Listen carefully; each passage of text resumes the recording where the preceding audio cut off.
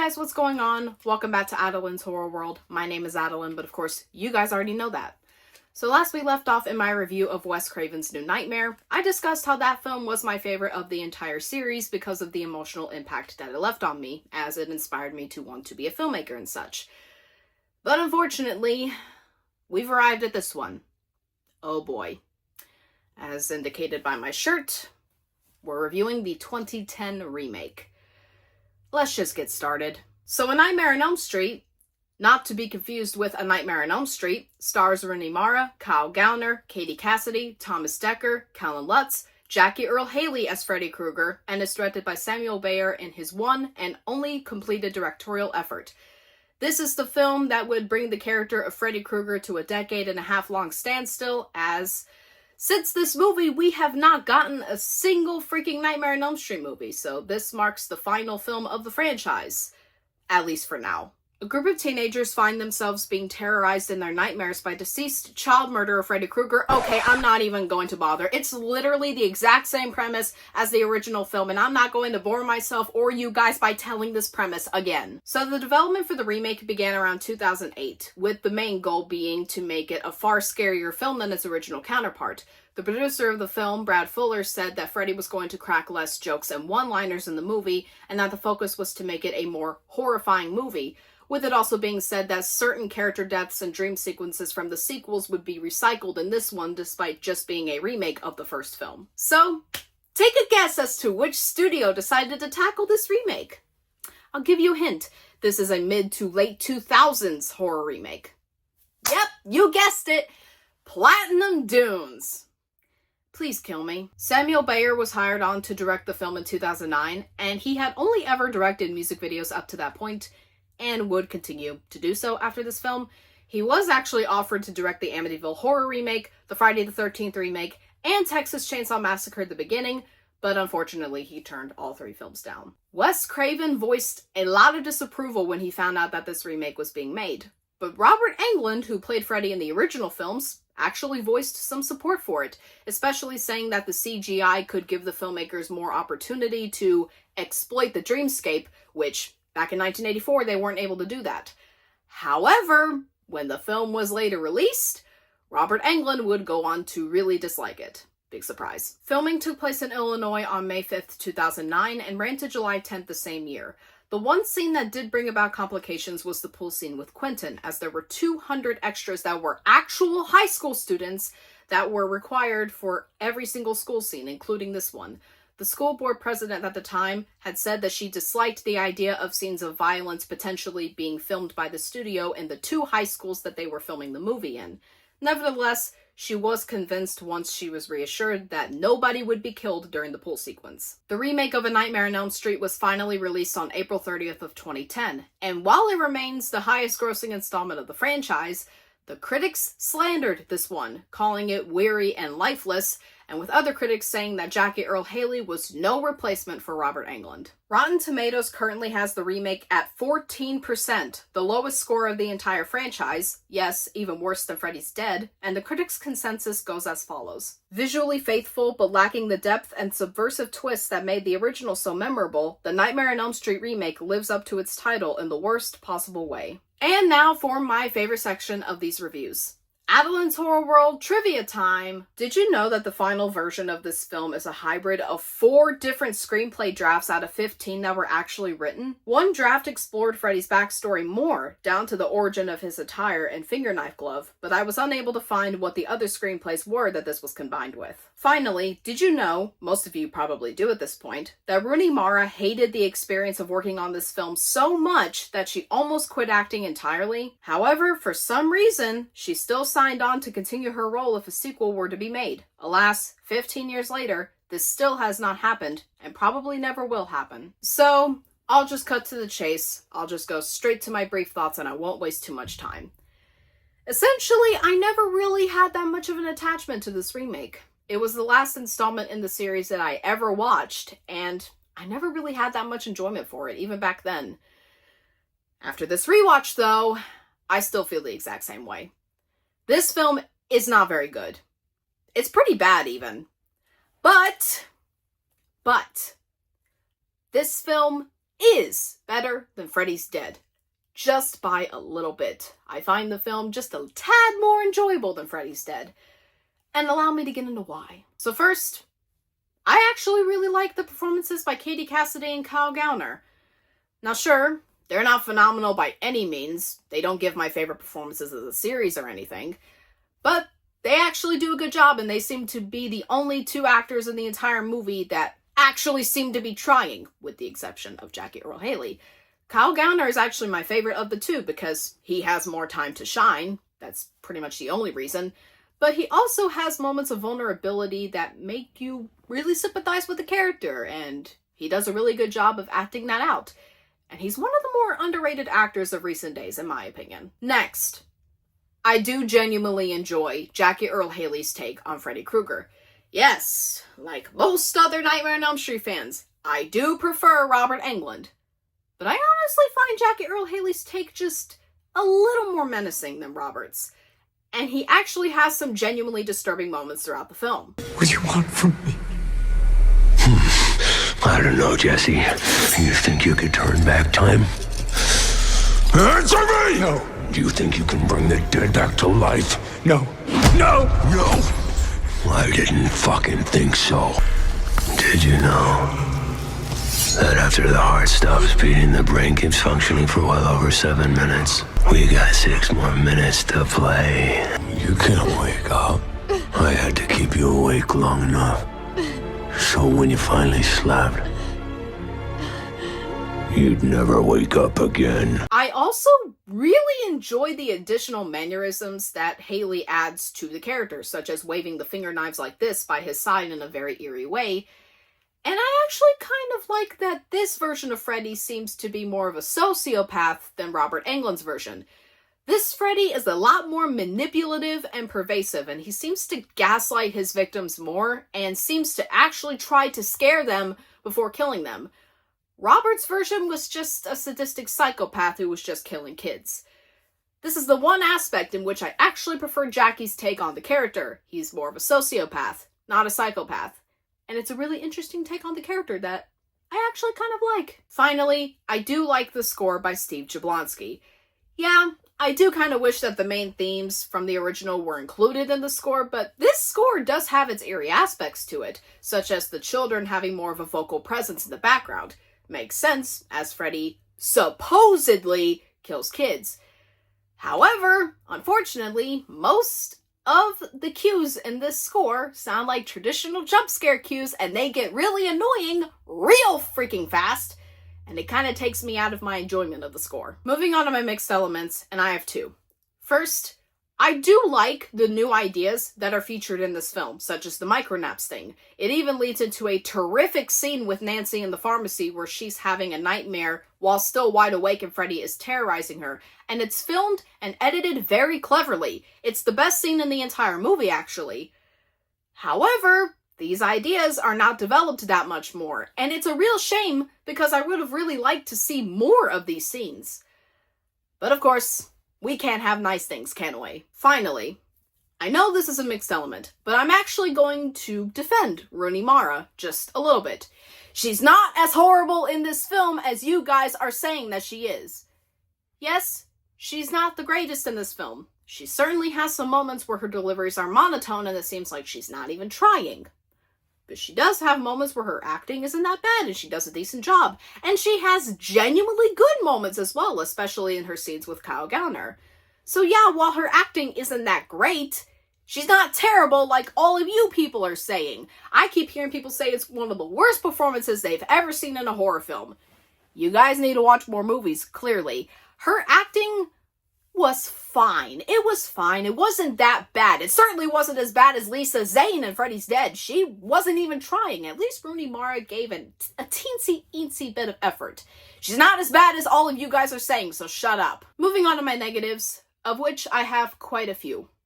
First, while Jackie Earle Haley's performance as Freddy is terrific, there are quite a few flaws with this portrayal. It has nothing to do with his acting or his mannerisms at all. They have more to do with the writing surrounding his character and his design, which I'll get onto in my next negative. So with the writing, I do get the sense that Platinum Dunes was trying to take this Freddy in a far darker, more eerie direction by making him far scarier than Robert's version.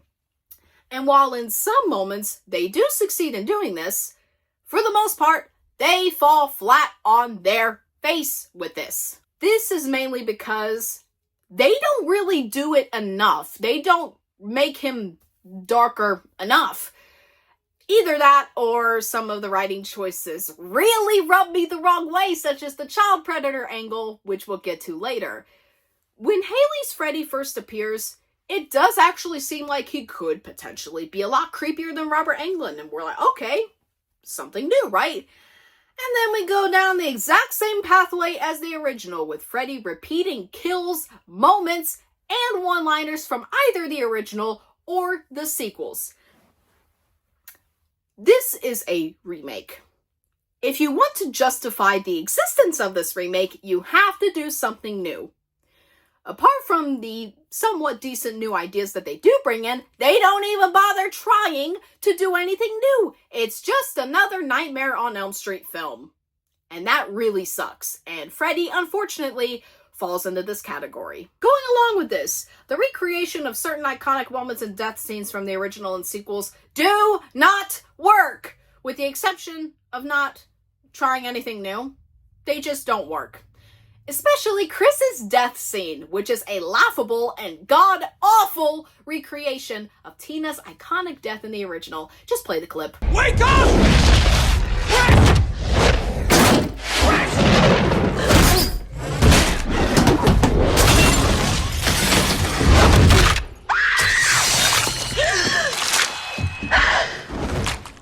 Next, speaking of Freddy's design, it's awful. It's utterly atrocious. I get that they wanted Freddy to actually resemble a real burn victim, unlike Englund's in the original. But there was one way that you could have made this more realistic and you could have sold this more. Not using CGI for part of his design. The CGI is way too noticeable. Just like the rest of the CGI in this film. And it makes Freddy's intimidation factor die down almost immediately the second he comes on screen in every single scene.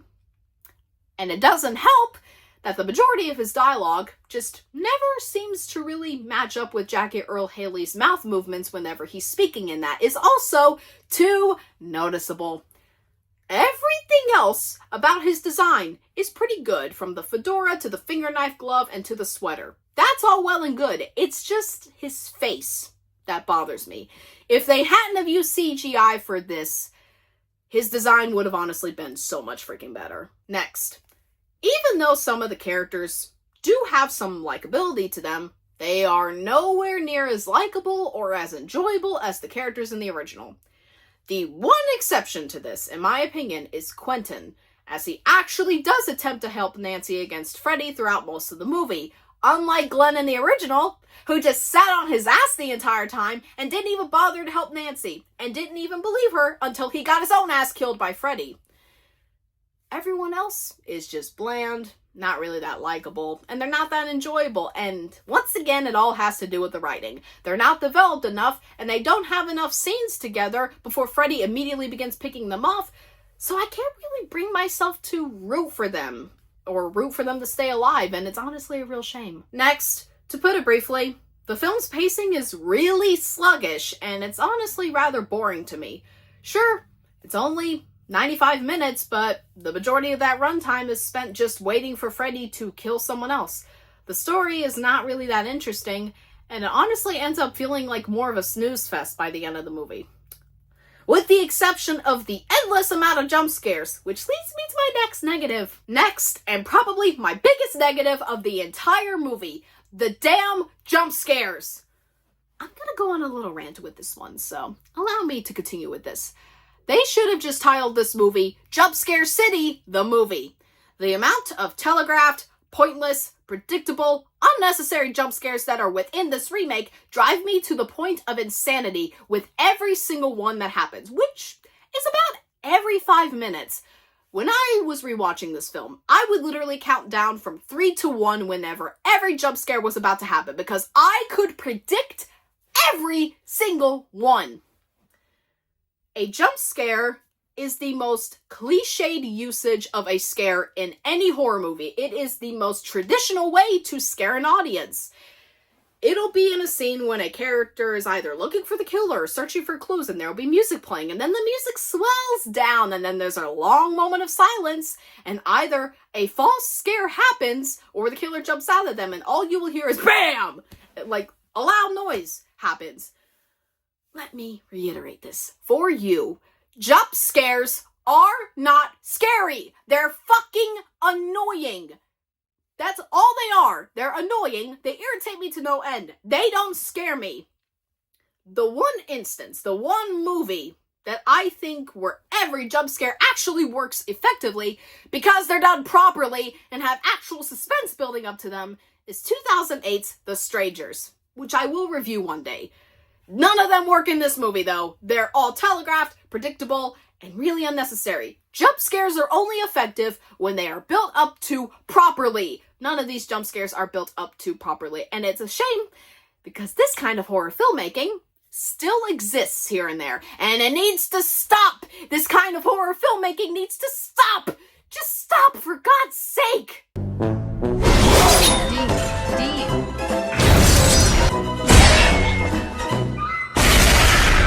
Wake up. Found you.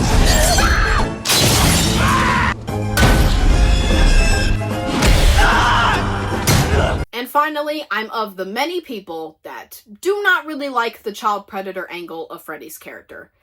No, before you ask, it's not because it personally triggers me or anything like that. It's just because it was really unnecessary and it wasn't needed. Sure, Freddy Krueger is definitely a sick and twisted character who would absolutely, without any shadow of a doubt, he would do shit like this to kids. For sure. But it was already enough in the previous films that he was a child killer who murdered kids. Did this really need to be added? Also, it was more effective whenever this was implied in the earlier films, such as the telephone jump scare scene with Nancy in the original with the tongue coming out of the phone, or Sheila's death scene in the Dream Master where he's like, wanna suck face?